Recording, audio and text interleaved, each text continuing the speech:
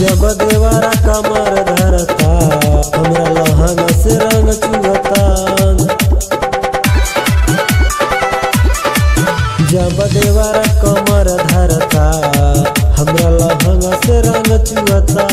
जब से चढ़ल में फागुनवा रे सन कल मनवा रे राजा मिले खातिर दिन रोता हमरा लहंगा से रंग चुहता। जब देवरा कमर धरता हमरा लहंगा से रंग चुहता।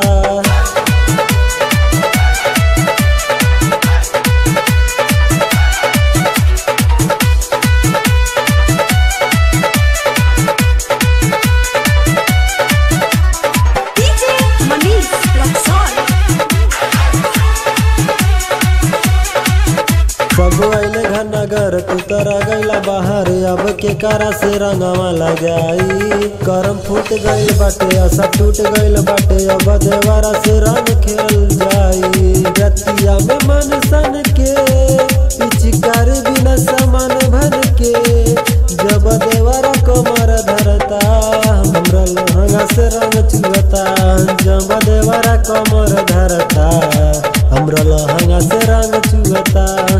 जब से चढ़ल बा फागुनवा रे ओकर सोन कल मनवा रे राजा मिले खातिर दिन रोता हमरा लहंगा से रंग चुहता।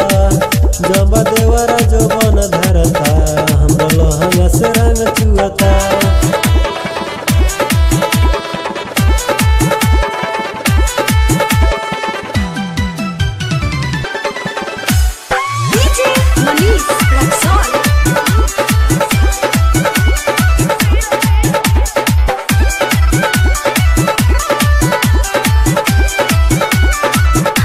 शिवा गौतम गैले दूर नहीं देखल मोरा पीर अब कैसे की गोझिया छनाई।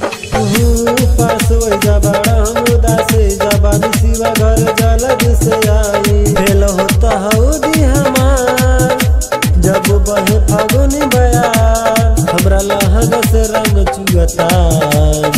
जब देवरा कमर धरता हमरा लहंगा से रंग चुहता।